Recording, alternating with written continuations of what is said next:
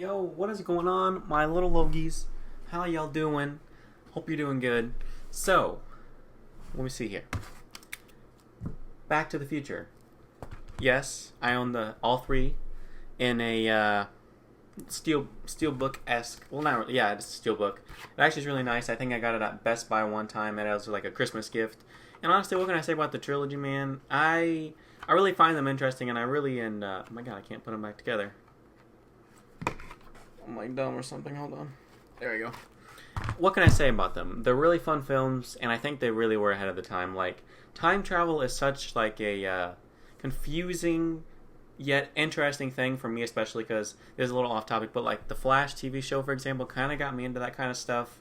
And I actually had never watched Back to the Future, but it was recommended by a lot of people I've seen online, and my family members were telling me to watch it. So I was like, okay, I'll give it a shot. And I've had this movie for about a year now. I just thought I should review it sometime. I just never got around to it, obviously, because this is a newer channel.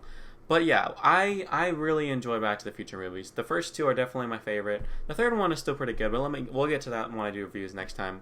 But obviously, this film stars Michael J. Fox as Marty McFly, probably one of the most known names I feel like in history of movies. Like, it's just such a known name. And you got Doc Brown, who's played by Christopher Lloyd. So what's the premise of this movie? So let me think here. How would be a good way to explain it without spoiling it? Pretty much, Doc Brown is a super mad scientist, and not mad like crazy, more, well, maybe a little crazy. He's like a scientist, and him and Marty McFly, which is a teenager in high school, are kind of friends, and they kind of hang out, is what the movie suggests, at least. It never really goes into backstory of how they met, but I think that's kind of a good thing. It kind of leaves it up for open discussion type of thing. It kind of just makes it a little more interesting in one way. So pretty much, Doc shows Marty his time machine that he built out of a DeLorean, which is really far-fetched, by the way, because obviously it's a movie, it's science fiction, it's not going to be super realistic, but he says it's ran on plutonium, and he does a little test experiment with the dog, and it works just fine, and he says, okay, why don't we go to 1985? He was just kind of showing, we can go there if we want to. Pretty much, we learn later, a few minutes later, that the plutonium that runs the time machine was stolen by oops, sorry, that was my phone, guys. Let me turn that off. Was stolen by Libyan terrorists. That doesn't roll off the tongue for me very well. So it's stolen by Libyan terrorists. So they come in this van, and they come and shoot Doc Brown, and Marty just has like a gut reaction, gut instincts, and he gets in the time machine, just zooms into 1955, sorry. I had the backwards. I meant he put it to 1955. So yeah. Pretty much this movie is all about getting back to the future, hence the name. All three of them kind of are in a weird way, which is kind of interesting.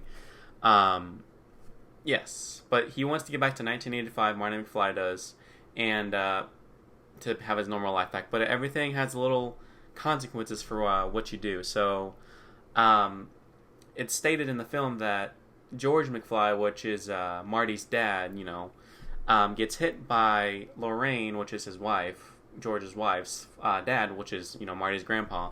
So he gets hit by a car, which is kind of how they meet. And we actually learned some funny things about George, that he was kind of like a peeping Tom, he's kind of a weirdo. But anyways, it was not intended for him to get hit by the car. So Marty actually saves George because he falls out the tree and pushes him out the way, because everything's a little different, you know what I mean? So Marty is actually the one that kind of gets Lorraine's attention, and he gets Lorraine's attention, which is his mom in the future. So it's kind of odd because Lorraine is really like in love with her son, but she obviously doesn't know that, only he does. And there's a lot of hilarious kind of jokes in there that the family doesn't realize, but it's hard to explain, because if you've seen the movie, you know what I mean. But there's a lot of funny jokes, and pretty much Marty's freaking out because there's like the parents say, the family's like, well, so if we hit you, you can stay in our house, and Lorraine's flirting with her own son, like touching his leg and all this weird stuff. He's like, okay, gotta go. That's like my favorite scene in the Back to the Future. It's hilarious. But yeah, pretty much you got to get all these sequences to kind of line up for George and Lorraine to fall in love. So the family tree pretty much doesn't unexist, if that makes any sense, because they always say if you affect one thing in the past or whatnot, it'll affect something in the future. I've kind of figured that out because I know a little about time travel and what the stakes are of them, even though time travel is kind of hypothetical type of stuff, you know what I mean? Because as of we know it right now, we don't know much about time travel in the real world. At least it's not really discovered or on paper or written anything, you know what I mean? So it's all like hypothetical questions. That's why it's science fiction, which I really enjoy that aspect of it. But yes, the movie comes together really well. I think the acting for its time is way ahead of the time because it came out in, I believe, 1985, hence why they were in 1985 in the first place. But yeah, they're really good film.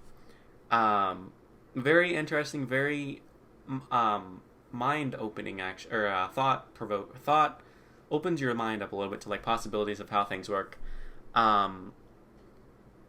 Yes. How can I explain this? Yeah, it's a really good film. The one thing that I think they really excelled at is kind of like the spot-on casting, because if you guys didn't know, there was actually like some cast. I don't know exactly all the behind-the-scenes stuff, but they were actually gonna have someone else cast as Marty McFly. I think his name was like Eric something. I don't remember. I think I could be off. I don't remember. He pretty much was like he was like the replacement before Marty, but before Michael J. Fox. But there was like some weird issues behind the scenes, so Marty was actually played by Michael J. Fox, which I think, as of what I know of, they made the right choice. So he does a great job. Same with Doc Brown. He does a fantastic job.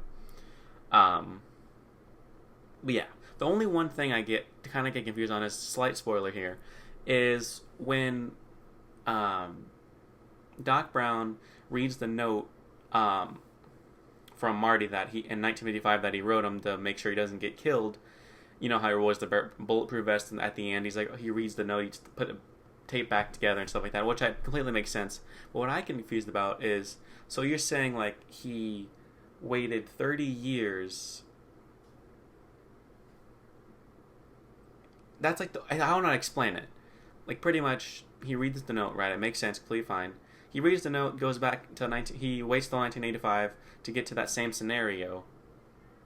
So what I'd be confused about, wouldn't there be two Doc Browns? Because there's two Martys, but not two Doc Browns. So I don't know. It's a little confusing. Time travel obviously is confusing, but I know there's a lot of theories out there and stuff like that. So if someone could fill me in, that'd be great. Because that's like the only thing I'm a little confused about is how they're not two Docs, you know, wouldn't there be two Docs? I don't know exactly. I'm kind of brain dead sometimes. That's like the only, it's not even a complaint, it's just a confusing point that confuses myself. So, yeah, let me know if you guys know what I'm talking about, and to kind of fill me in a little bit, that'd be a little helpful. Anyways, what do I give this movie? I freaking love this movie. It's so unique, especially for the time. It's really out there, and I think it's still beloved. It's obviously still beloved to this day. It's probably one of the more beloved 80s franchises out there. I mean, heck, even today, it's still very popular and talked about theory-wise and all that good stuff, which is crazy to think about how much popularity it still has after almost 30 years. Yeah, 30 plus years. So it's crazy. But the second one I'm going to try and review sometime soon, and then the third one I'll get to it too as well, so I can kind of get a little series going on here. But yeah, anyways, what I give this film, like I said, I really love this film. There's a slight nitpicks I have with it, only because I get a little confused. My brain's kind of stupid. I'm going to give this film a 9.5. I recommend this film to every single person, because I didn't mention this, but I forgot to say, I actually wasn't a big fan of Back to the Future when I first saw it, like a year and a half-ish ago. I was a little confused about it. I'm like, this is kind of cheesy. This is kind of whack, you know, like, well, why would people like this? But then I rewatched it again. I'm like, well, I think that's kind of the point. You don't want something so serious where you get uninterested, you know? And I think that's what makes it so special to a lot of people. It's wacky, it's out there, it's fun. So, anyway, that's why I really enjoy this film. So let me know what you guys think down in the comments below. And yeah, I hope you guys have a great day. Peace out.